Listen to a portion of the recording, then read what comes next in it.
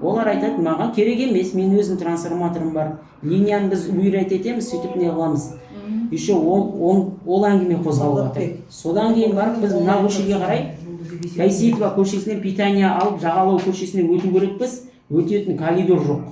Ол коридор ол кезінде архитектурадан не болып тұрған, жол болып тұрған, ал бүгінгі күнде ол біреудің жекесі болып тұр ол жер. Сол жерді ешқандай коридор бермей отыр. Біз екінші көшені жаға істеу үшін. Үшіншіден, Байсейітова көшесімен РП2-ға линия келген. Линия РП2-ға линия тартып алып келген. Сол линияның ешқандай несі жоқ. Чертежі жоқ, жерде қалай жатқан. Қазір аға проекция. Біз ол жерде бурит етіп басасақ, бір кішкене кусок қалып кетті. Бурит етсек, сол кабельді үссек, кетті. Мынау екінші аудан полный немен кетеді, светсіз қалады. Сол себептен бұл жерден қазір қорқып отыр.